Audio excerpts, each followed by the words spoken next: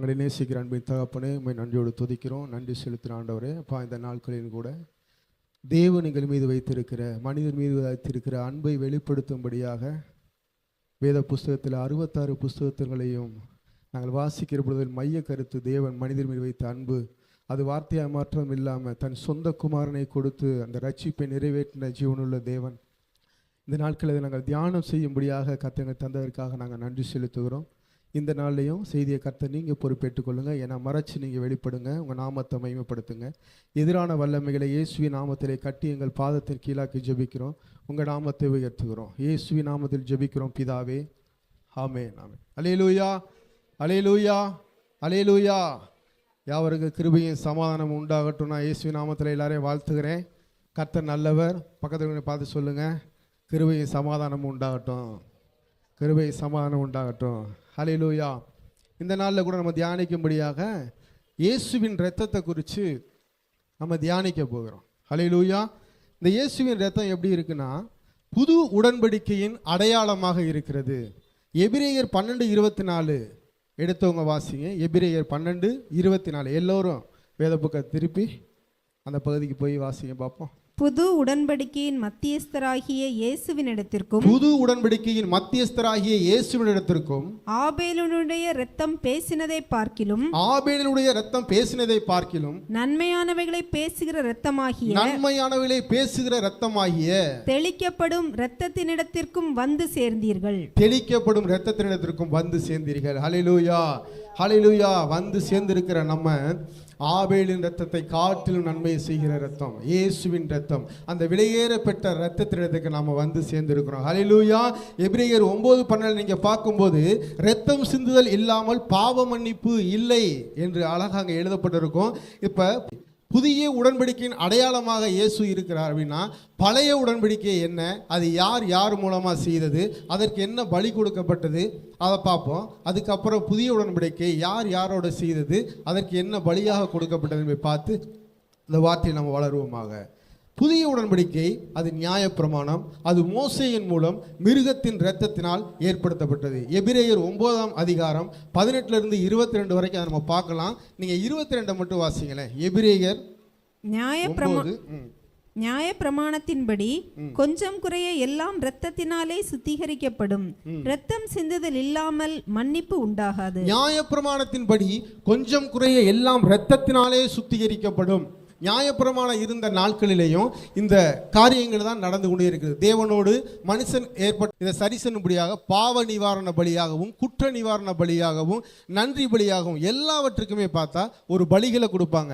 அதுக்கு சிந்தப்படுகிறது என்னவென்றால், ஆடு, வெள்ளாட்டுக்கடா, காளை, இவைகளுடைய இரத்தத்தினாலே தேவனோடு உடன்படிக்கையை ஏற்படுத்தி அப்படி ஒரு காரியங்களை செய்திருந்தார்கள் அந்த நியாயப்பிரமாணத்தின் காலத்தில். அந்த உடன்படிக்கையை பண்ணது பழைய ஏற்பாட்டில் யாத்ராகமம் 24:4-8 வரைக்கும் அதை வாசிங்களேன். யாத்ராகமம் 24 4-8 வரைக்கும். மோசே கர்த்தருடைய வார்த்தைகளை எல்லாம் எழுதி வைத்து அதிகாலமே எழுந்து மலையின் அடியில் ஒரு பலிபீடத்தை கட்டி இஸ்ரவேலுடைய 12 கோத்திரங்களுடைய இலக்கத்தின்படியே 12 தூண்களை நிறுத்தினான். இஸ்ரவேல் புத்திரரின் வாலிபரை அனுப்பினான். அவர்கள் சர்வாங்க தகன பலிகளை செலுத்தி கர்த்தருக்கு சமாதான பலிகளாக காளைகளை பலியிட்டார்கள். அப்பொழுது மோசே அந்த இரத்தத்தில் பாதி எடுத்து பாத்திரங்களில் வார்த்து பாதி இரத்தத்தை பலிபீடத்தின் மேல் தெளித்து உடன்படிக்கையின் புஸ்தகத்தை எடுத்து ஜனங்களின் காது கேட்க வாசித்தான். அவர்கள் கர்த்தர் சொன்னபடியெல்லாம் செய்து கீழ்ப்படிந்து நடப்போம் என்றார்கள். அப்பொழுது மோசே இரத்தத்தை எடுத்து ஜனங்கள் மேல் தெளித்து, இந்த வார்த்தைகள் யாவையும் குறித்து கர்த்தர் உங்களோட பண்ணின உடன்படிக்கையின் இரத்தம் இதுவே என்றான். ஹல்லேலூயா, ஹல்லேலூயா. அப்போ ஆண்டவரோடு அவன் 40 நாள் மலை மேலே இருந்து திரும்பி வந்து அந்த உடன்படிக்கை ஆண்டவரோடு பண்ணி மோசே ஏற்படுத்தின அந்த உடன்படிக்கைக்கு அடையாளமாக ஒரு காளையை எடுத்து அதை பலி செலுத்தி, நீ கீழாகாமல் மேலாவாய். ஹல்லேலூயா. இந்த கட்டளைகளின்படி நீ செய்தால் உன்னை வாளாக்காமல் தலையாக்குவார், கீழாகாமல் மேலாவாய். இது இஸ்ரவேல் ஜனங்களுக்கு ஆண்டவர் கொடுத்த அந்த கட்டளை. அப்போ அந்த கட்டளைகளை செய்கிறதுக்கு மனுஷன் போராடிக்கிட்டே இருக்கான். அவர் சொன்ன அந்த நியாயப்பிரமாணத்தை கைகொள்றதுக்கு அவன் போராடிக்கிட்டே இருக்கான். ஒரு தடவையும் விழுந்து போயிடுறான், ஒரு தடவையும் தப்பு செஞ்சிடறான். அந்த தப்பை செஞ்சதை சரி பண்ணுறதுக்காக ஆண்டவரோடு ஒப்புரவாகிறதுக்காக பலிகளை கொண்டு வந்து செலுத்திக்கிட்டு இருக்கான். இது வருஷந்தோறும் நடந்து கொண்டே இருக்கிறது. ஆனால் அவருடைய பாவங்கள் மாறவே இல்லை, அது தொடர்ந்து இருக்க தான் செய்யுது. ஹல்லேலூயா. அப்போ இந்த நியாயப்பிரமாணத்தை கைகொண்டு நடக்க ஒரு மனுஷனாலையுமே அது முடியலை. நியாயப்பிரமாணம் பலவீனமா? இல்லை. அதை கொடுத்த தேவன் உண்மையுள்ளவர், அவர் தேவன் அன்புள்ளவர். தேவன் அன்பாக இருக்கிறனால புதிய ஏற்பாட்டில் இயேசு ரத்தத்தால் மீட்கப்பட்ட நமக்கு ஈஸியாக போச்சு, கிருபையாக நம்ம வந்துட்டோம் அப்படின்னு இல்லை. அந்த நியாயப்பிரமாணம் கிருபையினால் கொடுக்கப்பட்டது தான். அந்த நியாயப்பிரமாணமும் அன்பின் வெளிப்பாடு தான். ஹல்லேலூயா. அப்போ இதுபடி செய்தால் ஆசீர்வாதம், செய்யலைனா சாபம் என்பது பழைய ஏற்பாட்டில் உள்ள காரியங்கள். ஹல்லேலூயா. புதிய ஏற்பாடு எனக்காக இயேசுவே பண்ணினார். சொல்லுங்க பக்கத்தில் பார்த்து, புதிய ஏற்பாடு எனக்காக இயேசுவே பண்ணினார், எனக்காக இயேசுவே பண்ணினார். பழைய ஏற்பாடு தேவனோடு உடன்படிக்கை பண்ணார் மோசே. அந்த மோசே உடன்படிக்கை பண்ணினதை அவரே ஃபாலோ பண்ண முடியலை.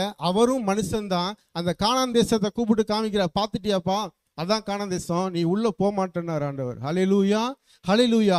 ஆனால் இயேசு உங்களுக்காகவும் எனக்காகவும் உலகத்தில் இருக்கிற எல்லா ஜனத்துக்காகவும் அவர் உடன்படிக்கை பண்ணி இருக்கிறார்.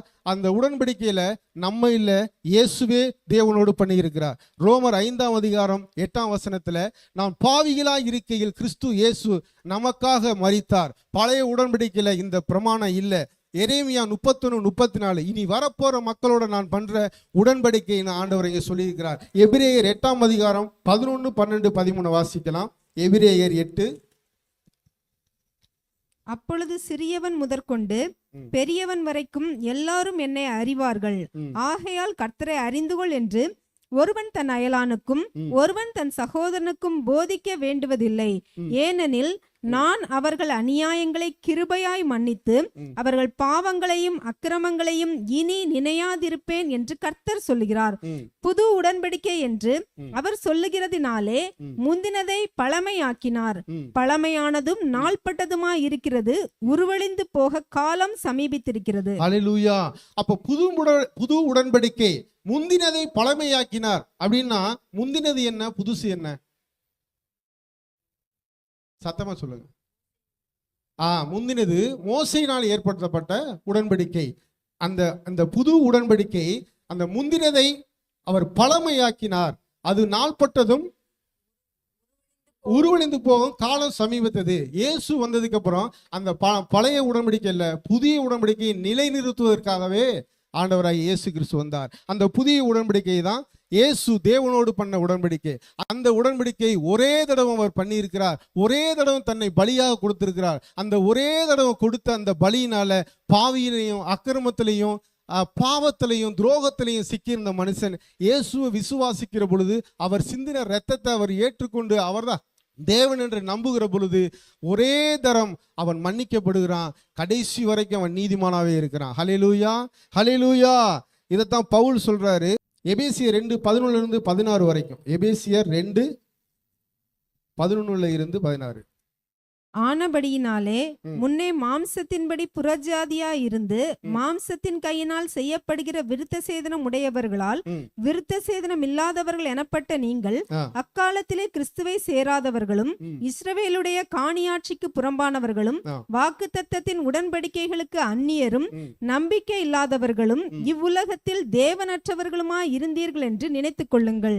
முன்னே தூரமாயிருந்த நீங்கள் இப்பொழுது கிறிஸ்து இயேசுவுக்குள் கிறிஸ்துவின் இரத்தத்தினால் சமீபமானீர்கள்.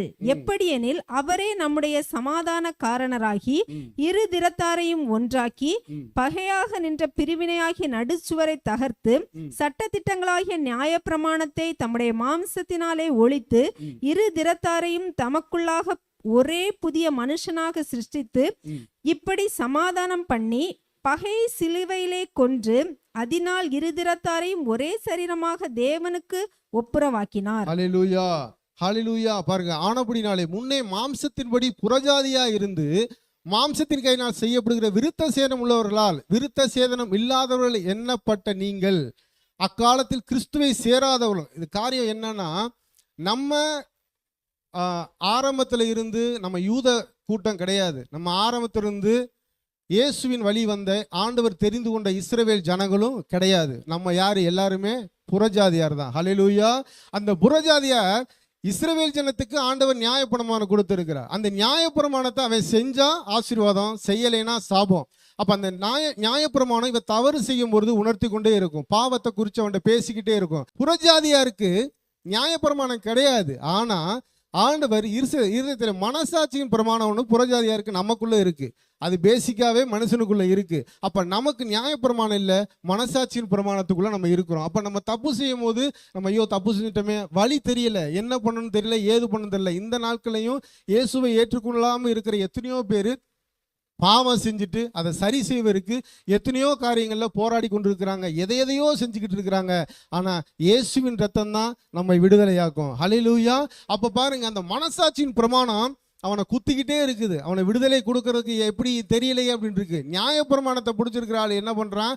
ஐயோ நியாயப்பிரமாணம் தப்புன்னு சொல்லுதே, நான் இதை செஞ்சுட்டேனே, இதுல இருந்து நான் என்ன பண்றது தெரியாம அவன் முடிச்சுக்கிட்டு இருப்பான். அப்ப பாவத்தோட போராடிக்கிட்டே மனுஷன் அப்படியே போயிட்டே இருக்கிறான். இதுல இன்னொரு விஷயம் என்னன்னா, ரட்சிக்கப்பட்ட நமக்கு, நம்ம புறஜாதி, நமக்கு என்ன இருக்கு? ஒரு இருதயத்துல ஆல்ரெடி மனசாட்சியின் பிரமாணம் உள்ள இருக்கு. நம்ம இயேசுக்குள்ள வந்த உடனே பைபிளை வாசிக்கிறோம், எடுத்த உடனே நியாயப்பிரமாணம் நமக்கு வருது. நியாயப்பிரமாணம் தானே, ஐயோ இதை நம்ம ஃபாலோ பண்ணணுமே, இது இல்லைன்னா நம்மளும் பாவின்னு சொல்லிட்டு நியாயப்பிரமாணமும் உள்ள இருக்கு, மனசாட்சியின் பிரமாணம் உள்ள இருக்கு. நம்ம நீதிமானாகிறதுக்கு கிரியைகளை எவ்வளவோ செஞ்சுக்கிட்டு இருக்கிறோம் ரட்சிக்கப்பட்ட நம்ம. ஆனா நியாயப்பிரமாணமும் இல்லை, மனசாட்சியின் பிரமாணமும் இல்லை, கிருபையின் பிரமாணம் நம்மை நீதிமான் ஆக்கி இருக்கிறது. கிருபையின் பிரமாணம் நம்மை ரட்சித்து இருக்கிறது. கிருபையின் பிரமாணம் நம்முடைய பாவங்களையும் சாபங்களையும் நம்மை விட்டு நீக்கி போட்டிருக்கிறது. ரட்சிக்கப்பட்ட நமக்குள்ள எந்த ஒரு பிசாசின் கிரியைக்கும் அதிகாரமே கிடையாது. ஆண்டவர் ரட்சித்து சுயாதீனமா மனிதன் விட்டுருக்கிறார். ஒரு பாவத்தில் அடிமையா இருக்கிறவனை அவனை ரட்சித்து திருப்பி எனக்கு நீ அடிமை அப்படி இல்லை. பவுல தான் சொல்லுவார், நான் இயேசுவுக்கு அடிமையா இருக்கேன் அப்படின்னா, நான் அடிமைனா கையை கட்டி அப்படி இல்லை. அவர் தன்னை தாழ்த்துகிறார். அந்த தாழ்மைக்கு தான் அந்த இடத்துல சொல்லப்பட்டிருக்கு, நான் அடிமையா விட்டுருக்கேன்னு. அதே போல ஆண்டவர் ரட்சிக்கப்பட்டவனே எனக்கே நீ அடிமையா இருக்கணும், நான் சொல்லலாம் செய்யணும் அப்படி இல்லை. ஆண்டவர் அழகா மனுஷனை உண்டாக்கி ஏதேன் தோட்டத்தில் விடும் போதே ஃப்ரீயா நீங்க சந்தோஷமா இருங்க சொல்லி தான் ஆண்டவர் விட்டுருக்காரு. அதே அன்புள்ள ஆண்டவர் தான் இந்த பிரமாணங்களை கொடுத்து அவை நிறைவேற்ற முடியாது, இயேசுனால தான் ரட்சிக்கப்படும் தெரிந்த ஆண்டவர் அந்த ரட்சிப்பை கொடுப்பதற்காக குமாரனுடைய ரத்தம் சிந்தப்பட்டு அவை விசுவாசிக்கிற எல்லாரையும் ரட்சித்து அவனை நான் உன்னை ரட்சிச்சுட்டேன், நீ எனக்கு அடிமையாத்தான் நான் இருக்கணும் அப்படின்னு சொல்லி ஆண்டவர் செய்யவே இல்லை. சுயாதீன பிரமாணத்தை கொடுத்து ஃப்ரீயா விடுறாரு. நீ பாரு, இது உனக்கு நல்லா இருக்கா செய்ய, நல்லா இல்லையா செய்ய, முடிவெடுக்க வேண்டியது யாரு? நீதான். அப்ப இந்த எபிரேயர் 10:9-10 வாசிங்களேன். எபிரேயர் 10ஆம் அதிகாரம் 9-10. தேவனே உம்முடைய சித்தத்தின்படி செய்ய இதோ வருகிறேன் என்று சொன்னார். இரண்டாவதை நிலைநிறுத்துவதற்கு முதலாவதை நீக்கி போடுகிறார். இயேசு கிறிஸ்துவினுடைய சரீரம் ஒரே தரம் பலியிடப்பட்டதினாலே அந்த சித்தத்தின்படி நாம் பரிசுத்தமாக்கப்பட்டிருக்கிறோம். ஹல்லேலூயா. இயேசு கிறிஸ்துவின் சரீரம் ஒரே தரம் பலியிட்டப்பட்டதினாலே அந்த சித்தத்தின்படி நாம் பரிசுத்தமாக்கப்பட்டிருக்கிறோம். ஹல்லேலூயா. பக்கத்துல பார்த்து சொல்லுங்க, நான் இயேசுவின் ரத்தத்தால மீட்கப்பட்ட, நான் பரிசுத்தமாக்கப்பட்டிருக்கிறேன், நான் பரிசுத்தமாக்கப்பட்டிருக்கிறேன். அப்ப எந்த ஒரு காரியமும் நம்மை பாவி என்று சொல்லவே முடியாது. ஹல்லேலூயா. அந்த சுயாதீனத்தை மனசுல வச்சுக்கோங்க. நம்ம செஞ்சாதான் அது தப்பு. அதே நேரத்தில் நான் கிருபையை பெற்றுட்டேன், எந்த பாவம் என்னை மேற்கொள்ளக்கூடாது அப்படின்னு சொல்லிட்டு நம்ம மறுபடியும் பாவம் செய்யலாமா? பவுல் அதே சொல்லுவார். நியாயப்பிரமாணத்திலிருந்து நீங்கள் விடுதலையாக்கப்பட்டு கிருபையின் பிரமாணத்துக்குள்ள வந்துட்டீங்க, ஆனால் பாவம் செய்யலாமோ அப்படின்னு கேட்பாரு. ஆனால் செய்யக்கூடாதுன்னு உனக்கு நான் கட்டளையை கொடுத்து கையை பிடிச்சி நான் கூட்டிட்டு போகல, இதை செஞ்சாதான் இதை செய்யலாம் அப்படி சொல்லலை. கிருபையா உன்னை ரட்சிச்சுட்டேன், உன் இருதயத்துக்குள்ள ஆவியானவர் கொடுத்துருக்கிறேன், அவர் உன்னை நடத்துவார், அதுக்கு நேராக நட சொல்லி ஆண்டவருடைய வார்த்தை இருக்கிறது. ஹல்லேலூயா. ரோமர் 7ஆம் அதிகாரம் 6-7 வாசிங்களேன். ரோமர் 7ஆம் அதிகாரம் 6ஆம் வசனம் 7ஆம் வசனம். இப்பொழுதோ நாம் பழமையான எழுத்தின்படியல்ல புதுமையான ஆவியின்படி ஊழியம் செய்யத்தக்கதாக நம்மை கட்டியிருந்த நியாயப்பிரமாணத்துக்கு நாம் மரித்தவர்களாகி அதினின்று விடுதலையாக்கப்பட்டிருக்கிறோம். ஆகையால் என்ன சொல்லுவோம்? நியாயப்பிரமாணம் பாவமோ? அல்லவே. பாவம் இன்னதென்று நியாயப்பிரமாணத்தினால் நான் அறிந்தேனே அன்றி மற்றபடி அறியவில்லை. இச்சையாதிருப்பாயாக என்று நியாயப்பிரமாணம் சொல்லாதிருந்தால் இச்சை பாவம் என்று நான் அறியாமல் இருப்பேனே. ஹல்லேலூயா. போதும் பாருங்க. அப்ப இப்பொழுது நாம் பழமையான எழுத்தின்படி அல்ல, புதுமையான ஆவியின்படி ஊழியம் செய்யத்தக்கதாக நம்மை கட்டியிருந்த நியாய பிரமாணத்துக்கு நாம் மரித்தவர்களாகி அதினின்று விடுதலையாக்கப்பட்டிருக்கிறோம். ஹல்லேலூயா. அப்ப நியாய பிரமாணத்துல சொல்லப்பட்டிருக்கிற காரியங்கள், பழைய ஏற்பாட்டுல பழைய முறைமைகள் படி செய்யக்கூடிய காரியங்கள், அது எதுவும் நம்மளை அடிமையாக்க முடியாது. நம்ம அதை எதுவும் செய்ய தேவையும் கிடையாது. ஹல்லேலூயா, ஹல்லேலூயா. அதனால என்ன சொல்லுவோம்? நியாயப்பிரமாணம் பாவம்னு சொல்ல மாட்டாங்க. அடுத்த வசனத்தை, நியாயப்பிரமாணம் பாவமோ அல்ல, பாவம் இன்னதென்று நியாயப்பிரமாணத்தினால் நாம் அறிந்திருக்கிறோம், மற்றபடி அறியவில்லை. பாருங்க, ஆபிரகாம் வாழ்ந்த காலத்துல நியாயப்பிரமாணமே கிடையாது. ஆபிரகாமுக்கு நியாயப்பிரமாணம் ஆண்டவர் கொடுத்தாரு. அப்ப வாழும்போது எப்படி வாழ்ந்திருப்பான்? நியாயப்பிரமாணம் வர்றதுக்கு முன்னாடி என்ன இருந்துச்சு? அந்த மனசாட்சியின் பிரமாணம். அதையும் தாண்டி ஆபிரகாம் அந்த இடத்துல எப்படி அவன் ஆண்டவருக்கு பெரிய பிள்ளையா தேர்ந்தெடுக்கப்பட்டமா எப்படி வந்ததுன்னா, அந்த ஆபிரகாம் ஆண்டவரை விசுவாசித்தான். அந்த விசுவாசத்து நிமித்தம் தான், அந்த விசுவாசம் தான் புதிய ஏற்பாடு வந்ததுக்கு அப்புறமும் தொடர்ந்து வருது. யாரா இருந்தாலும் சரி, எந்த பிரமாணத்தை பிடிச்சிக்கிட்டு அது பின்னாடி நீ ஓட வேணாம், அது செய்ய முடியாது.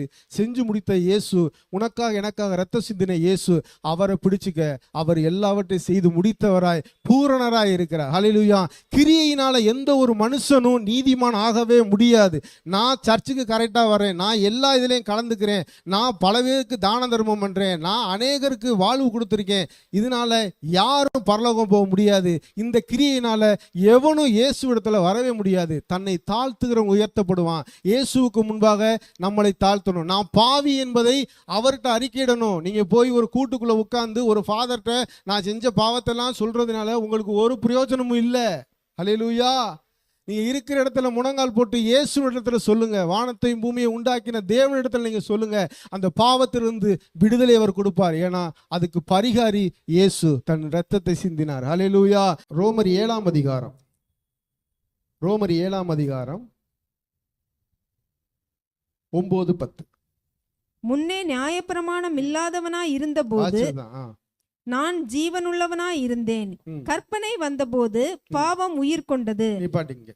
அப்ப நியாயப்பிரமாணம் இல்லாத போது ஜீவன் உள்ளவனா இருந்தேன். ஒரு பிரமாணத்தை கொடுத்து இதை செஞ்சா பாவம், இது பாவம் அப்படின்னு சொல்றதுக்கு முன்பாக அவன் ஃப்ரீயா தான் வாழ்ந்திருக்கிறான். எப்படி வேணா வாழ்ந்திருக்கிறான். நீங்க ஆபிரகாமுடைய கல்யாணத்தை பார்த்தா கூட ஒரு தங்கச்சியை தான் கல்யாணம் பண்ணி இருக்கிறாரு. அதே மாதிரி இது ஒரு சில காரியம் தான். இன்னும் அநேக காரியங்கள்ல ஜனங்கள் அவவே இஷ்டத்துக்கு வாழ்ந்துட்டே இருந்தான். அந்த இஸ்ரவேல் ஜனங்களை சொல்றேன். அப்போ அவங்களுக்கு ஒரு நியாயப்பிரமாணத்தை கொடுத்த உடனே பாவம் இன்னதென்று அவன் அறிகிறான். ஐயோ பாவம்னு சொல்லிட்டு உள்ளத்துல குத்தப்படுறான். இந்த பாவத்திலிருந்து என்னை யார் விடுவிப்பா? இந்த பாவத்திலிருந்து யார் என்னை ரட்சிப்பா? இந்த பாவத்திலிருந்து யார் என்னை காப்பாத்துவான்னு ஏங்கி கொண்டிருக்கிற போதுதான் இந்த புதிய உடன்படிக்கையின் அடையாளம் வருது. பாருங்க, 1 பேதுரு 1ஆம் அதிகாரம் 18-19 வாசிக்கலாம். 1 பேதுரு 1ஆம் அதிகாரம். உங்கள் முன்னோர்களால் பாரம்பரியமாய் நீங்கள் அனுசரித்து வந்த வீணான நடத்தை நின்று அழிவுள்ள வஸ்துக்களாகிய வெள்ளியினாலும் பொன்னினாலும் மீட்கப்படாமல் குற்றமில்லாத மாசற்ற ஆட்டுக்குட்டியாகிய கிறிஸ்துவின் விலையேறப்பெற்ற இரத்தத்தினாலே மீட்கப்பட்டீர்கள் என்று அறிந்திருக்கிறீர்களே. ஹல்லேலூயா, ஹல்லேலூயா. பாருங்க, முன்னோர்களின் பாரம்பரியமாய் நீங்கள் அனுசரித்து வந்த வீணான நடத்தை நின்று அதை செய்யணும் இதை செய்யணும், அந்த பாவத்தை போக்குறதுக்கு இதை பண்ணணும் அதை செய்யணும், அப்படி இருக்கணும் இப்படி இருக்கணும் அப்படின்னு கூட இல்லை. நான் ஆலயத்தில் இதை கொண்டாந்து கொட்டினேன் அதை கொடுத்தேன் அப்படின்றனாலதையும் இல்லை. குற்றம் இல்லாத மாசற்ற ஆட்டுக்குட்டியாக கிறிஸ்துவின் விலையேறப்பட்ட இரத்தத்தினாலே மீட்கப்பட்டீர்கள் என்று நீங்கள் அறிந்து கொள்ள வேண்டும். ஹல்லேலூயா. ரட்சிப்பு இலவசம் தான். இதுக்கு நம்ம பத்தியாவது செலவு பண்ணவே இல்லைங்க. ஹல்லேலூயா, ஹல்லேலூயா. பழைய ஏற்பாடு காலத்துல நீங்க பாத்தீங்கன்னா செஞ்ச பாவத்துக்கு ஏதாவது பலி கொடுக்கணும்னா அவன் போய் ஆடு வாங்குறதுக்கு அவனுக்கு காசு வேணும், புறா வாங்குறதுக்கு கூட காசு வேணும்.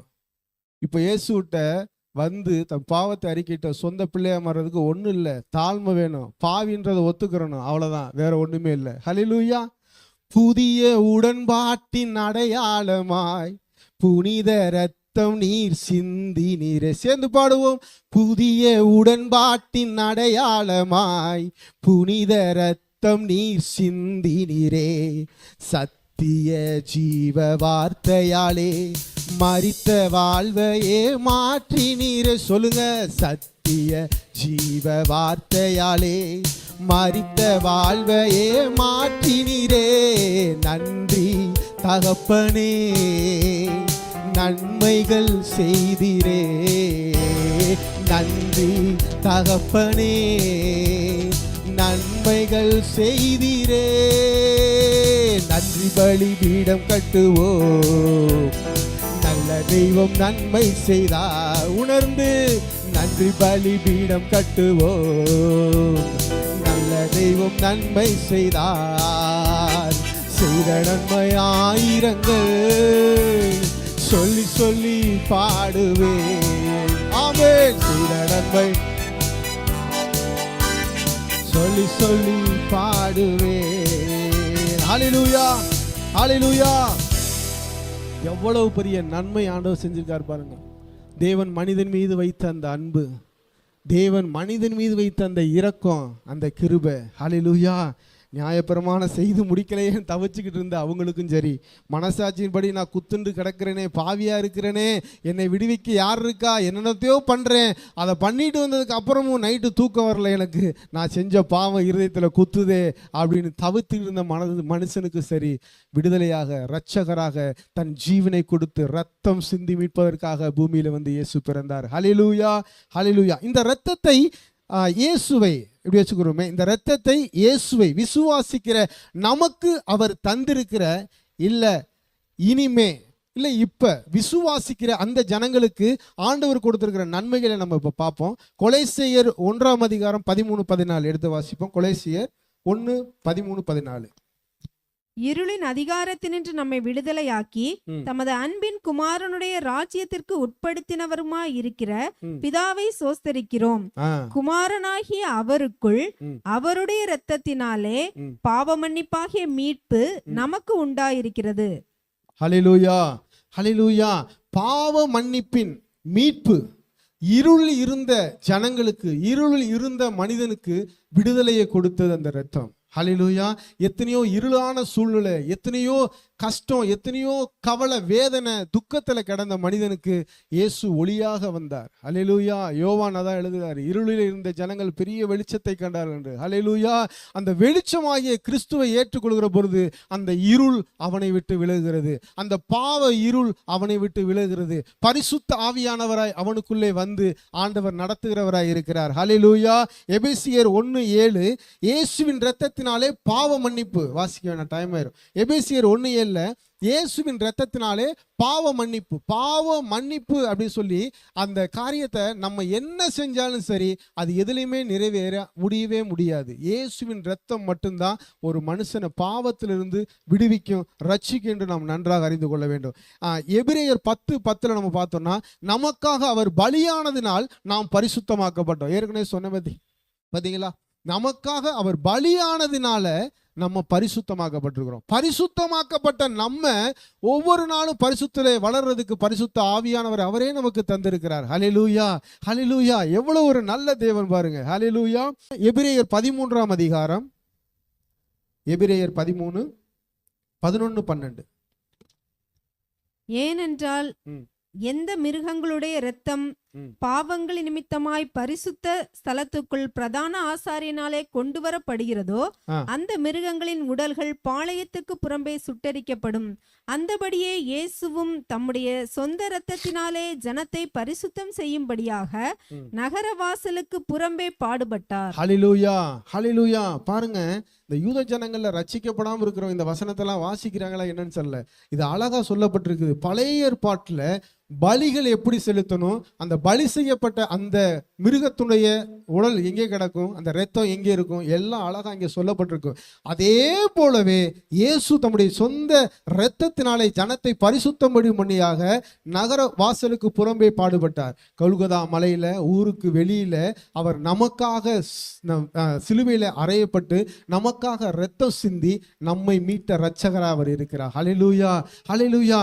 அப்போ இவர் புதுசா ஒரு ஆண்டவர்லாம் கிடையாதுங்க. இவர் தான் வானத்தையும் பூமியை உண்டாக்குன தேவன், இவர் தான் இரட்சகர். இவர் எல்லா ஜனங்களின் பாவங்களை நிவர்த்தி செய்வதற்காக வந்தார். ஏற்கனவே வாட்ச பார்த்தீங்கன்னா அந்த எரேமியால பாருங்களேன், அதுக்கு அந்த வாட்ச வசனத்துக்கு மேல பார்க்கும்போது நான் இஸ்ரவேல் ஜனத்துக்காகவே இந்த காரியத்தை பண்றேன், அதுதான் இது. அதே போல புறஜாதிக்கு பண்றேன்னு சொல்லிட்டு தான் நம்ம வாசிச்ச காரியம். ஹல்லேலூயா. அந்த யாரும் ஒருத்தருக்கு போய் சொல்ல வேணாம்னு அந்த வசனம் வரும். நீ எரேமியா சொன்ன வசனத்தை நீங்க போய் வாசிங்கன்னா தெரியும். ஒருத்தர் போய் கர்த்தனை அறிந்து கொள், கர்த்தரை தெரிந்து கொள்ளலாம் பேச வேணாம்.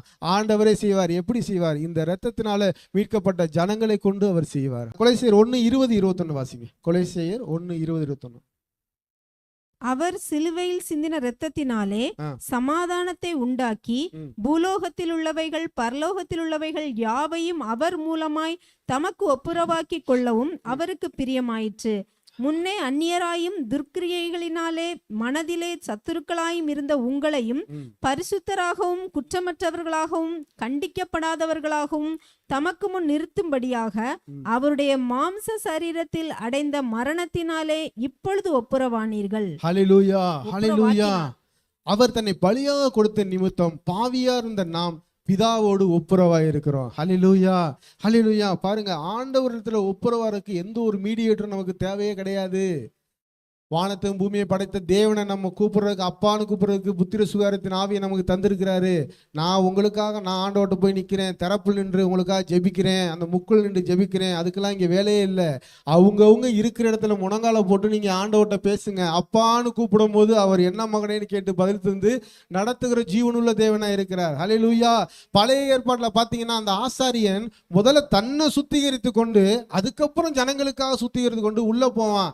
அப்படி இருந்து ஏதாவது ஆச்சுன்னா அவன் அப்படியே போயிடுவான், அவ்வளவுதான். ஆனா நம்முடைய பிரதான ஆசாரியர் நமக்காக பலியானாரு, ஒரே தரம் பலியானாரு, ஒரே தரம் மறுபடியும் உயிர்த்தெழுந்தாரு. இன்றும் ஜீவனோடு அவர் இருக்கிறார். இனி யாரும் நமக்கு மத்தியஸ்தர் இல்லை, இயேசுதான் மத்தியஸ்தர். நீங்க நல்லா புரிஞ்சுக்கணும். லூக்கா 24:49 வாசிக்கலாமா?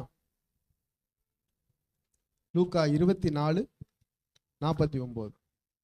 என் பிதா வாக்குத்தத்தம் பண்ணினதை இதோ நான் உங்களுக்கு அனுப்புகிறேன். நீங்களோ உன்னதத்திலிருந்து வரும் பலனால் தரிப்பிக்கப்படும் வரைக்கும் எருசலேம் நகரத்தில் இருங்கள் என்றார். ஹல்லேலூயா. பிதா வாக்குத்தத்தம் பண்ணார் பாருங்க, அந்த ஆவியானவரை பெறும்படியா. அதாவது இயேசுவை விசுவாசிக்கிற பொழுது தேவ ஆவியானவர் ஒரு மனுஷனுக்குள்ள வந்து தங்குவார். எபேசியர் 1:13 அந்த ஆவியானவரை நம்ம பெற்று இருக்கிறோம். அதாவது ஆவியானவை பெறுவதற்காக ஒரு தனி கூட்டம் தேவையில்லை. ஆவியானவர் வேணும்னு சொல்லி வாஞ்சையோடு நீங்க ஆண்டவர்கிட்ட கேட்கும் போது அவர் தருவாரு. அது எப்பன்னா, இயேசுவை விசுவாசிக்கிற பொழுது எந்த மனுஷனா இருந்தாலும் அவனுக்குள்ள ஆவியானவர் வந்து தங்கி இருக்கிறார். ஹல்லேலூயா, ஹல்லேலூயா. அந்த ஆவியானவர் விசுவாசத்தின் மூலமா தான் வர்றாரு. யார? இயேசு சிந்தின ரத்தத்தை, இயேசுவை விசுவாசிக்கிற பொழுது அந்த ஆவியானவரே உங்களுக்குள்ள வந்து தங்கி இருக்கிறார். நீங்க புதிய ஏற்பாட்டில் வாசிக்கிற பொழுது அவங்க வந்து புறஜாதிட்ட வசனத்தை பேசி சத்தியத்தை சொல்லிக்கிட்டு இருக்கும்போது அந்த இடத்துல ஆவியானவர் பொழியப்பட்டார் என்று இங்கே சொல்லப்பட்டிருக்கும். அப்ப வேத வசனம், அந்த வார்த்தை, அது மேல வாஞ்சி இருக்கணும், இயேசு மேல நம்பிக்கை இருக்கணும், விசுவாசம் இருக்கணும். அப்படி இருக்கிற மனுஷனுக்குள்ள ஆட்டோமேட்டிக்கா ஆவியானவர் உள்ளதான் இருக்கிறார். ஹல்லேலூயா, ஹல்லேலூயா. அதை நாம் புரிந்து கொள்ள வேண்டும். இன்னொரு வசனத்தை வாசிப்போம். ரோமர் 8:15. அந்தபடி திரும்பவும் பயப்படுகிறதற்கு நீங்கள் அடிமைத்தனத்தின் ஆவியை பெறாமல் அப்பா பிதாவே என்று கூப்பிட பண்ணுகிற புத்திர சுவிகாரத்தின் ஆவியை பெற்றீர்கள். ஹல்லேலூயா, ஹல்லேலூயா. பாருங்க, அப்பா பிதாவே என்று கூப்பிடுகிற புத்திர சுவிகாரத்தின் ஆவியை இயேசு சிந்தின இரத்தத்தினால நம்ம பெற்றிருக்கிறோம். ஹல்லேலூயா. பழைய ஏற்பாட்டில் நீங்க வாசிக்கும் போதெல்லாம் பாருங்களேன், அந்த நியாயப்பிரமாணத்தை பேஸ் பண்ணி இருக்கிறனால நீங்க பழைய ஏற்பாட்டை வாசிக்கும் போதெல்லாம் உங்களுக்குள்ள இருக்கிற பழைய பாவங்கள் வந்து முன்னாடி நிற்கும், பழைய காரியங்கள் நிற்கும். வாசிக்கும் போது இருதயத்துல குத்திக்கிட்டே இருக்கும். அதுக்காக வாசிக்க வந்துடுறாங்க, நம்ம எல்லா புக்கையும் வாசிக்கணும். அப்ப அதிலிருந்து விடுதலையாக்கப்பட்டவன் நான், விடுதலையாக்கப்பட்டவன் நான் என்று அந்த இருதயத்தோடு நீங்க அதை வாசிக்கணும். அப்ப ஆண்டவர் எப்படி ஒரு உண்மையுள்ள தேவனா இருக்கிறார், ஆண்டவர் எப்படி நீதி உள்ளவரா இருக்கிறார், ஆண்டவர் எப்படி பராக்கிரமசாலியா இருக்கிறார், ஆண்டவர் எப்படி நீதியை சரிகட்டவராக இருக்கிறார், எல்லாவற்றையும் நம்ம வாசிச்சு தெரிஞ்சுக்கலாம். பயத்தோடு அல்ல, இயேசுவின் இரத்தத்தால மீட்கப்பட்டவன் அப்படின்ற அந்த காரியத்தோடு நம்ம வாசிக்கணும். அப்ப அந்த பழைய ஏற்பாட்டில் பார்த்தீங்கன்னா ஆண்டவரை பிதாவேன்னு ஒரு பையனும் கூப்பிட்டதே கிடையாது. யாவாகிய தேவன் அவரை பிதாவேன்னு சொல்லி அந்த ஆசாரியன்ல இருந்து யாருமே கூப்பிட்டதே கிடையாது. ஆனா அப்பான்னு கூப்பிடுறதுக்கு உரிமையை நமக்கு கொடுத்தது இயேசுவின் ரத்தம். ஹல்லேலூயா, ஹல்லேலூயா. அந்த இயேசுவின் ரத்தத்தை விசுவாசிக்கிற பொழுது அகிலத்தை உண்டாக்குன அந்த தேவன் நமக்கு அப்பாவா இருக்கிறார். ஹல்லேலூயா, ஹல்லேலூயா. ரோமர் 8:1-2-3 வாசிக்கலாம். ரோமர் 8:1-2-3. ஆனபடியினால் கிறிஸ்து இயேசுவுக்குட்பட்டவர்களாய் இருந்து மாம்சத்தின்படி நடவாமல் ஆவியின்படியே நடக்கிறவர்களுக்கு ஆக்கினை தீர்ப்பில்லை. போதும், வரிசையா போவோம். ஆனபடியினால் கிறிஸ்து இயேசுவுக்கு உட்பட்டவர்களாய் இருந்து மாம்சத்தின்படி நடவாமல் ஆவியின்படி நடக்கிறவர்களுக்கு ஆக்கினை தீர்ப்பு இல்லை. நம்ம ஆவியானவரை பெற்றிருக்கிறோம், ஆவியின்படி தான் நம்ம நடக்கிறோம். நமக்கு ஆக்கினை தீர்ப்புன்றது கிடையாது. உலகத்தின் முடிவில் வரப்போற ஆக்கினை தீர்ப்பு, நியாய தீர்ப்பு உண்டு. ஆனா ஆக்கினை தீர்ப்புன்றது ஒண்ணுமே கிடையாது. இயேசு ஒரு வசனத்தில் இருக்கும், அதாவது யார் யார் ஆண்டவரை ஏற்றுக்கொள்ளனா அவங்க எல்லாம் வந்து ஆக்கினை தீர்ப்புக்கு உட்பட்டு ஆயிற்று அப்படின்னு இருக்கு. அப்படின்னா ஆல்ரெடி எப்படி இருக்கான், அந்த ஆக்கினை தீர்ப்புல தான் தண்டிக்கப்படுறதுக்கு தயாரா இருக்கானா. ஆமா, யோவான் 3:18. அப்ப பாத்தீங்கன்னா அதுலதான் நம்மளும் இருந்தோம். அந்த ஆக்கினை தீர்ப்புக்கு உட்பட்டவங்கள தான் நம்மளும் இருந்தோம். நம்ம சத்திய வசனத்தை கேட்டு ஆண்டவர் யாருன்றதை அறிந்து அவர் சிந்தின இரத்தத்தை விசுவாசித்து இயேசுவிடத்துல வரும் பொழுது அந்த ஆக்கினை தீர்ப்பிலிருந்து நம்ம நீங்களா இருக்கிறோம். ஹல்லேலூயா, ஹல்லேலூயா, நம்ம விடுவிக்கப்படுகிறோம். அடுத்த வாசிங்க சிஸ்டர். கிறிஸ்து இயேசுவினாலே ஜீவனுடைய ஆவியின் பிரமாணம் என்னை பாவம் மரணம் என்பவைகளின் பிரமாணத்தினின்று விடுதலையாக்கிற்றே. போதும் சொல்றேன் பாருங்க. அப்ப கிறிஸ்து இயேசுவின் ஜீவனுடைய ஆவியின் பிரமாணம் என்னை பாவம் மரணம் என்பவர்களின் பிரமாணத்தினின்று விடுதலையாக்கிற்றே. அப்ப பாவம் மரணம், பாவத்தின் சம்பளம் மரணம் இருக்கு பார்த்தீங்களா, அந்த மரணம் பாவத்தோட செத்து போயிட்டேன்னா அவன் நேரா பாதாளத்துக்கு போயிட வேண்டியதான். ஆனா பாவத்தையும் சரி அந்த பாதாளத்துக்கு போற காரியத்தையும் சரி ரெண்டுலயுமே இருந்து இயேசு நம்மை விடுவித்திருக்கிறார். ஹல்லேலூயா. அவரை விசுவாசிக்கிற, அவரை ரட்சிக்கிற பிள்ளைகளுக்கு பாதாளம் கிடையவே கிடையாது. இன்னைக்கு செத்தா நாளைக்கு எங்கே போவ அப்படின்னு யாராவது உங்களை பார்த்து கேட்டா தைரியமா சொல்லுங்க, இன்னைக்கு இல்ல இப்ப செத்தா கூட நான் பரலோகத்துக்கு தான் போவேன். ஹல்லேலூயா, ஹல்லேலூயா. அடுத்து அப்படி கண்டினியூ வாசிங்க சிஸ்டர். அதெப்படி எனில் மாம்சத்தினாலே பலவீனமாயிருந்த நியாயப்பிரமாணம் செய்யக்கூடாததை தேவனை செய்யும்படிக்கு தம்முடைய குமாரனை பாவ மாம்சத்தின் சாயலாகவும் பாவத்தை போக்கும் பலியாகவும் அனுப்பி மாம்சத்திலே பாவத்தை ஆக்கினைக்குள்ளாக தீர்த்தார். ஹல்லேலூயா. நியாயப்பிரமாணத்தை கொடுக்கிறார் பாருங்க மோசே மூலமா. அந்த நியாயப்பிரமாணத்தை நிறைவேற்ற முடியல மனுஷனால. ஆனா அந்த நியாயப்பிரமாணம் பாவம் மரணம் சொல்லி இருக்கு. இந்த நியாயப்பிரமாணம் செய்யக்கூடாது தம்முடைய குமாரனாகிய பாவ மாம்சத்தின் சாயலாகும். இயேசு ஒரு மனுஷனுக்கும் மனுஷிக்கும் வந்து பிறக்கல. அவர் தேவகுமாரன். கன்னியா இருந்த மரியாள் வயிற்றுல வந்து பரிசுத்த ஆவியினார பிறக்கப்பட்டவர் தான் இயேசு. ஹல்லேலூயா. அந்த இயேசு பாவ சாயலா இருக்கிற மனுஷனை ரட்சிப்பதற்காக தேவகுமாரன் அதே மனிதன் போல வந்து பூமியிலே பிறந்து எல்லா மனிதனும் பட வேண்டிய பாடுகளை அவர் பட்டு எல்லா மனிதனுக்கு வர வேண்டிய ஆக்கினை தண்டனை தீர்ப்பை அவர் ஏற்றுக்கொண்டு நம்மளை விடுதலையாக்கும்படியாக வந்து பூமியில பிறந்தார். அவர் ஐரோப்பாக்காரர் இல்ல, அமெரிக்காக்காரர் இல்ல, ஆப்பிரிக்காக்காரர் இல்ல, அப்புறம் வேற என்னென்ன இருக்கும் அதெல்லாம் கிடையாது. அவர் இந்த எல்லா உலகத்தையும் உண்டாக்கின தேவன். நாம் காண்கிறவை காணாதவைகள்லாம் இன்னும் எவ்வளவோ இருக்கு. அதை எல்லாத்தையும் உண்டாக்குன தேவனைத்தான் நம்ம ஆராய்ச்சி இருக்கோம். ஹல்லேலூயா, ஹல்லேலூயா. நம்ம கண்ணுல பார்க்கறது தான் நமக்கு தெரியும். நம்ம பார்க்காத இன்னும் எத்தனையோ இருக்கு, லட்சம் லட்சமா கோடி கோடியா இருக்கு, நமக்கு தெரியாது. ஆனா அவை எல்லாவற்றையும் உண்டாக்கின தேவன் ஒருவர் இருக்கிறார். அவர்தான் ஜீவனுள்ள தேவன். அந்த ஜீவனுள்ள தேவன் மனுஷன் மேல வைத்த அன்பை அவர் வெளிப்படுத்தும்படியாக, அந்த அன்பை எல்லோரும் அறிந்து கொள்ளும்படியாக தன் சொந்த குமாரனை பலியாக கொடுத்து பாவத்தில் இருந்த மனிதனை மீட்டெடுத்தார். ஹல்லேலூயா, ஹல்லேலூயா. இதை நியாயப்பிரமாணம் செய்யல, நியாயப்பிரமாணத்தின் நிறைவேறுதலாய் இயேசுவே செய்து முடித்தார். ஹல்லேலூயா, ஹல்லேலூயா. இயேசுவின் ரத்தம் நியாயப்பிரமாணத்திலிருந்து விடுதலை தந்தது. பாவ மரணம் இதிலிருந்து நமக்கு விடுதலை தந்தது. ஹல்லேலூயா. நமக்காக ரத்தம் சிந்தி நம்மை மீட்ட தெய்வம் அதோடு மரிச்சு போகல. 3ஆம் நாள் உயிரோடு எழுந்து பரலோகத்தில் இன்றும் அவர் உயிரோடு இருக்கிறார். மீண்டும் சீக்கிரமா வரப்போகிறார். ஹல்லேலூயா. பலியான தேவன் அப்படியே சிலுவையில் அடிக்கப்பட்டு செத்து போயிட்டாரு அப்படின்னு நீங்க நினைச்சிடாதீங்க. எல்லா ரத்தத்தையும் சிந்தி அதோட அவ்வளவுதான் முடிஞ்சிச்சு. அவர் அதோட எல்லா ஜனத்துடைய பாவத்தையும் அவர் ஏற்றுக்கொண்டு செத்து போயிட்டாரு அப்படி இல்லை.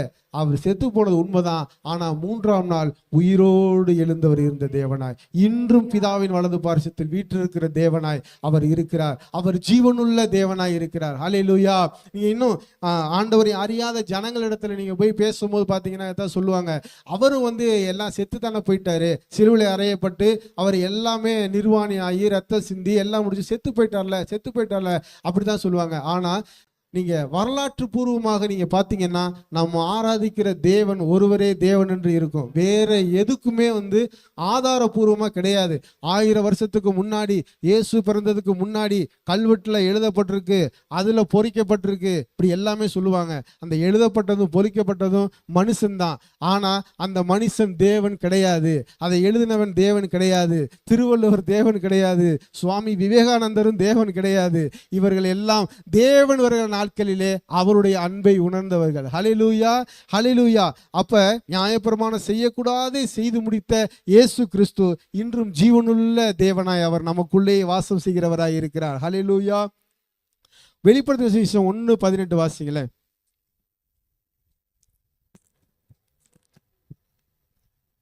வெளிப்படுத்தின 1ஆம் அதிகாரம் 18ஆம் வசனம். மரித்தேன், ஆனாலும் இதோ சதா காலங்களிலும் உயிரோடு இருக்கிறேன். ஆமென். ஹல்லேலூயா. நான் மரணத்திற்கும் பாதாளத்திற்கும் உரிய திறவுகோல்களை உடையவராய் இருக்கிறேன். ஹல்லேலூயா. நம்முடைய ஆண்டவர் ஆல் மைட்டி காட். அவர் சர்வ வல்லமை உள்ள தேவன். மரணம், அந்த பாதாளம், அதெல்லாம் ஒண்ணுமே இல்லை. எல்லாவற்றையும் ஜெயமாக எடுத்து பிதாவின் வலது பாரிசத்தில் பரலோகத்தில் இன்று அவர் வீற்றிருக்கிறவராய் இருக்கிறார். அவர் செத்து போன தேவன் இல்ல, உயிரோடு இருக்கிற தேவனை நம்ம ஆராய்த்து கொண்டிருக்கிறோம். அவர் ஜீவனுள்ள தேவனாய் அவர் இருக்கிறார். ஹல்லேலூயா, ஹல்லேலூயா.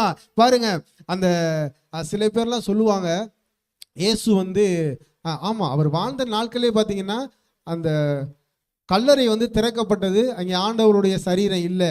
ஆனால் அதை யாரோ அவங்க சீசர்கள் எடுத்துட்டு போயிட்டாங்க அப்படின்னு சொல்லிட்டு ஒரு கதையை அப்போவே ரெடி பண்ணிட்டாங்க. பாருங்க எப்படின்னா, இல்லை இப்படி சொன்னால் உயிர் தெழுந்துட்டான்னா எல்லாரும் நம்பிடுவாங்க, விசுவாச்சிருவாங்களே அப்படின்னு சொல்லிட்டு பயங்கரமான பிளான் பண்ணி அந்த இடத்துல அப்போவே ஒரு கதையை சொல்லி, இல்லை அவங்க சீசரை தூக்கிட்டு போயிட்டாங்க அப்படி இப்படின்னு எல்லாமே பொய் சொல்லி பொய்யா பரப்பி பொய்யான கதைகளை சொல்லி ஜனங்களை முட்டாளாக்கி நம்பிக்கையை ஆண்டவர் மேல வைக்காம சிருஷ்டிகரை விட்டு விட்டு சிருஷ்டியை தொழுது கொள்ளும்படியான காரியத்தை அநேகர் செய்து கொண்டு இருக்கிறாங்க. ஹல்லேலூயா. நாம் ஜீவனுள்ள தேவனை ஆராதிக்கிறோம். எபிரேயர் 1:2 வாசிப்போமா? எபிரேயர் 8ஆம் அதிகாரம் 1:2.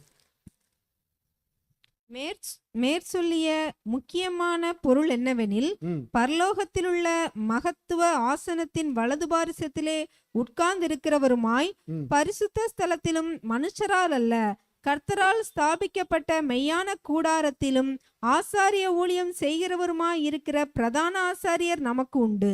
ஹல்லேலூயா, ஹல்லேலூயா. மேற்சொல்லியவைகளின் முக்கியமான பொருள் என்னன்னா, பரலோகத்துள்ள மகத்துவமான ஆசனத்தின் வலது பாரிசத்திலே உட்கார்ந்திருக்கிறவருமாய் பரிசுத்த ஸ்தலத்திலும் மனுஷரால் அல்ல கர்த்தரால் ஸ்தாபிக்கப்பட்ட மெய்யான கூடாரத்திலும் ஆசாரிய ஊழியம் செய்கிறவருமாய் பிரதான ஆசாரியர் நமக்கு இருக்கிறார். ஹல்லேலூயா.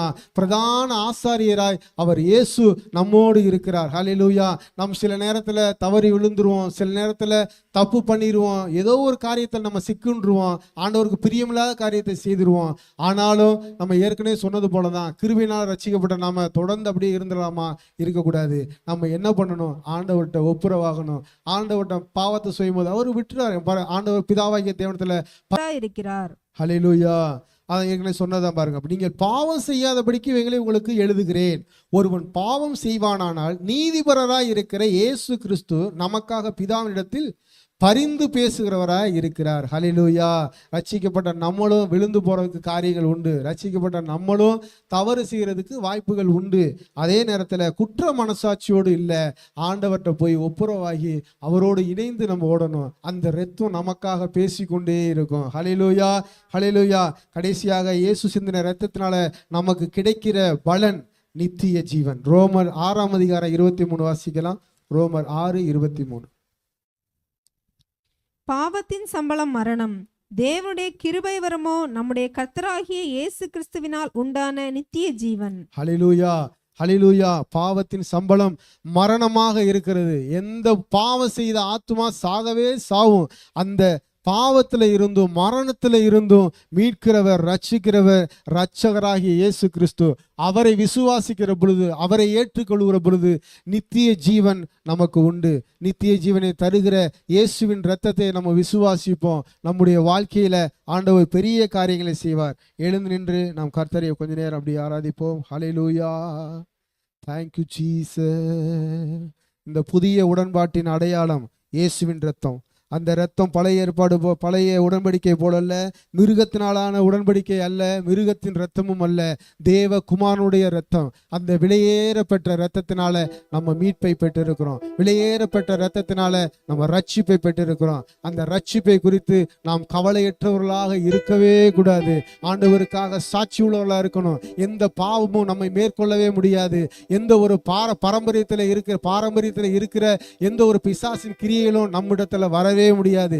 இயேசுவின் இரத்தத்தால் மீட்கப்பட்ட பிள்ளைகளுக்கு அவரே பாதுகாப்பாக இருக்கிறார், அவரே இரட்சகராய் இருக்கிறார், அவரே மெய்ப்பராய் இருக்கிறார், அவரே நித்திய ஜீவனை தருகிறவராய் இருக்கிறார். பரிசுத்த ஆவியானவரை தந்த தேவன் ஒவ்வொரு நாளும் நம்மோடு இருந்து நடத்துகிறவராய் இருக்கிறார். புதிய உடன்பாட்டின் அடையாளமாய் புனித இரத்தம் நீர் சிந்தினீரே, சத்திய ஜீவ வார்த்தையினாலே மரித்த வாழ்வையை மாற்றினீரே. இந்த காரியங்கள் எப்படி தெரியும்? ஆண்டவர் குறித்து பேசுற போதிக்கிற வார்த்தை, ஜீவனுள்ள இந்த வார்த்தை, இந்த வேத வசனத்தை நீங்கள் விசுவாசிக்கிற பொழுது அந்த தேவ ஆவியானவர் கிரியை செய்வார். எங்கே நீங்க கேட்டுக்கொண்டிருந்தாலும் பார்த்து கொண்டிருந்தாலும் கர்த்தருடைய இரத்தத்தை நீங்கள் விசுவாசிக்கிற பொழுது விடுதலை உண்டு, ஜெயம் உண்டு. நிச்சயமாகவே பாவத்தில் இருந்தும் சாபத்திலிருந்து விடுதலை தருகிறது இயேசுவின் இரத்தம் மாத்திரமே. கரங்களை தட்டி புதிய உடன்பாட்டின் அடையாளமாய் புனித இரத்தம் நீர் சிந்தினீரே, புதிய உடன்பாட்டின் அடையாளமாய் புனித இரத்தம் நீர் சிந்தினீரே. சத்திய ஜீவ வார்த்தையாலே மரித்த வாழ்வையே மாற்றினீரே, சத்திய ஜீவ வார்த்தையாலே மரித்த வாழ்வையே மாற்றினீரே. நன்றி தகப்பனே, நன்மைகள் செய்தீரே. நன்றி நன்றி தகப்பனே, நன்மைகள் செய்தீரே. நன்றி பலி பீடம் கட்டுவோம், நல்ல தெய்வம் நன்மை செய்தார். நன்றி பலி பீடம் கட்டுவோம், நல்ல தெய்வம் நன்மை செய்தார். செய்த நன்மை ஆயிரங்கள் சொல்லி சொல்லி பாடுவேன், செய்த நன்மை ஆயிரங்கள் சொல்லி சொல்லி பாடுவேன். இருளின் அதிகாரம் அகற்றி விட்டீர், இயேசு அரசுக்குள் சேர்த்து விட்டீர். ஆமென். இருளின் அதிகாரம் அகற்றி விட்டீர், இயேசு அரசுக்குள் சேர்த்து விட்டீர். உமக்கு சொந்தமாய் வாங்கிக் கொண்டு உரிமை சொத்தாக வைத்துக் கொண்டு. ஆமென். உமக்கு சொந்தம் அவருடைய இரத்தத்தினாலே மீட்கப்பட்ட நாம் அவருடைய உரிமை சொத்து. பிசாசு நம்மை தொடுவதற்கு அதிகாரம் இல்லை. நித்திய ஜீவனை கொடுத்த தேவன், அவருடைய இரத்தம் நமக்காக பரிந்து பேசும். அந்த இரத்தம் நித்திய ஜீவனை தரும். நன்மைகள் செய்தீரே. நன்றி நன்றி ஜீசஸ். நன்றி நன்றி நன்றி. ஒருவர் தரக்கூடாத சமாதானத்தை இயேசுவின் இரத்தத்தை விசுவாசிக்கிற பொழுது தரும். இதை கேட்டுக் கொண்டிருக்கிற தேவ பிள்ளைகளே, உங்களுடைய பாவங்கள் உங்கள் இருதயத்திலே குத்தி கொண்டிருக்கிறதா? உங்களுடைய சாபங்கள் தொடர்ந்து வந்து கொண்டிருக்கிறதா? இயேசு சிந்தின இரத்தம் உங்களுக்காகவும் தான். நீங்கள் விசுவாசிக்கிற பொழுது நீங்கள் ரட்சிக்கப்படுவீர்கள். விசுவாசிக்கிற பொழுது பிதாவுக்கு பிள்ளையாவீர்கள். விசுவாசிக்கிற பொழுது பரிசுத்த ஆவியானவரை பெற்றுக் கொள்வீர்கள். நித்திய ஜீவனுக்கு போவதற்கு ஒரே வழி இயேசுவின் இரத்தத்தை விசுவாசிப்பது மாத்திரமே. எந்த ஒரு கிரியையினாலும் மனுஷன் நீதிமான் ஆகவே முடியாது. எந்த ஒரு மனுஷனும் தன்னை நீதிமான் என்று காட்ட விரும்பிக் கொள்ள முடியாது. இயேசுவின் இரத்தமே ஒரு மனிதனை விசுவாசத்திலே பலப்படுத்தும். இயேசுவின் இரத்தமே ஒருவனை நீதிமானாய் மாற்றும். இயேசுவின் இரத்தமே நித்திய ஜீவன் கொண்டு போய் சேர்க்கும். நன்றி நன்றி நன்றி நன்றி.